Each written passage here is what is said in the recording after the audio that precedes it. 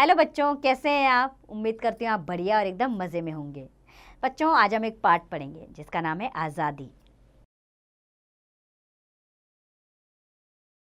बच्चों, प्रस्तुत कहानी में एक शहरी तथा एक ग्रामीण जीवन का वर्णन किया गया है कि किस प्रकार एक शहरी कुत्ता बंधनों में जकड़ा होता है और एक गांव का आज़ाद कुत्ता अपनी आज़ादी पर प्रसन्न होता है।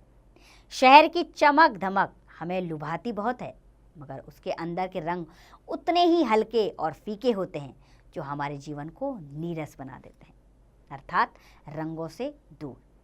आइए इस पाठ के माध्यम से हम ये जानें और शुरू करें अपना पाठ। किसी गांव में एक आवारा कुत्ता रहता था। वह इधर उधर घूमता फिरता रहता था। यदा कदा कोई उसे अपनी जूठन डाल देता तो वह उसे खाकर संतुष्ट हो जाता था। दिन भर इधर उधर घूमने के बाद रात को थक हार कर जहाँ जगह मिलती सो जाता। कभी पेड़ के नीचे तो कभी तालाब के किनारे या कभी किसी ढाबे आदि के बाहर। आवारा घूमते रहने से वह मैला कुचैला सा रहता, इसलिए कभी किसी ने उसे पालने के विषय में नहीं सोचा था। पेट भर खाना न मिलने के कारण वह निढाल हो गया था। यद्यपि उसकी बहुत बुरी हालत हो गई, तथापि उसने अपने भाग्य का रोना नहीं रोया। वह हर पल खुश रहता था। वह इस बात से बहुत संतुष्ट था कि वह जहाँ कहीं और जब चाहे जा सकता था।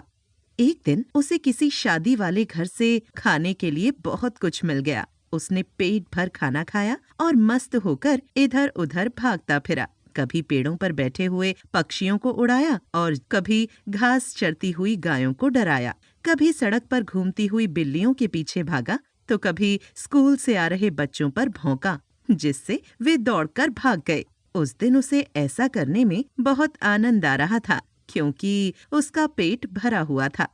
कुछ दिन बाद उसे एक लंबी सैर करने की सूझी। गांव से कुछ मील दूर चलकर वह एक शहर में पहुंचा, जहां उसने मोटर गाड़ियां देखीं। तरह तरह की रोशनियां उसे देखने को मिली और अच्छे अच्छे कपड़ों में मनुष्यों को देखकर उसकी आंखें खुली की खुली रह गईं।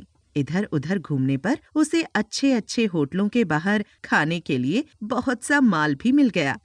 चलते चलते वह एक भव्य कोठी के पास पहुंचा। उसका बरामदा बहुत खुला था और उस बरामदे के आगे उगी हुई हरी हरी घास कालीन की तरह लग रही थी। इससे पूर्व उसने ऐसा कभी नहीं देखा था, अतः यह देखकर वह हैरान हो गया। कोठी का गेट खुला था।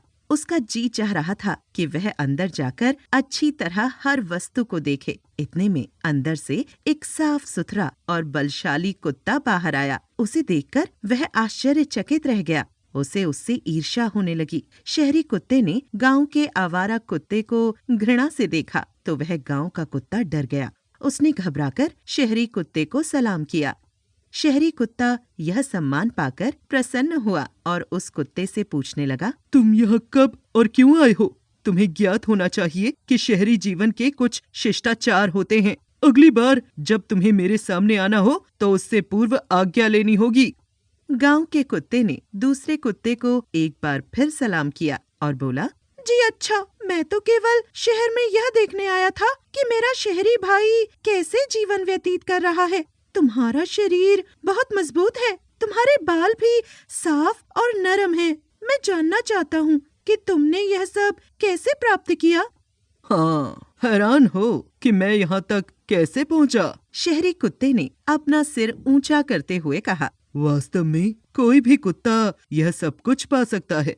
तुम्हें भी यह आराम मिल सकता है यदि तुम गांव के रंग ढंग को छोड़ दो। यदि तुम चाहो तो मैं अपने स्वामी से तुम्हें मिला सकता हूँ और तुम्हारी सिफारिश भी कर सकता हूँ। मुझे विश्वास है कि मेरा स्वामी तुम्हें अवश्य रख लेगा और शहरी जीवन के ढंग भी सिखा देगा। उसे एक और कुत्ते की आवश्यकता भी है।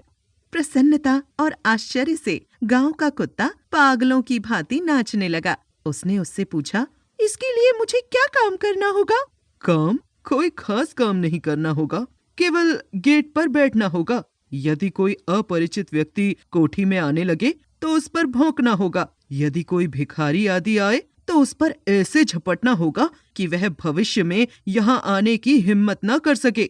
इसके बदले में तुम्हें मालिक और उसके परिवार के सदस्यों की इतनी जूठन मिलेगी कि तुम उसे खा भी ना पाओगे। अर्थात तुम यहाँ हर तरह से मौज करोगे। शहरी कुत्ते ने गर्व से कहा। ये सब बातें सुनकर गांव के कुत्ते का दिल खुशी से जोर जोर से धड़कने लगा। वह सोचने लगा, यदि उसके जीवन का नक्शा बदल जाए तो वह भी शहरी कुत्ते की तरह मौज करेगा। एकाएक गांव के कुत्ते ने दूसरे कुत्ते की गर्दन पर नजर डाली तो पूछा, भाई, तुम्हारी गर्दन की गोलाई पर यह लाल लाल निशान कैसे हैं? शहरी कुत्ते ने आंखें नीची करके उत्तर दिया, कुछ नहीं, यूं ही कभी कभी मेरा स्वामी मेरे गले में जंजीर डाल देता है ताकि मैं अपने स्थान से दूर न जा सकूं।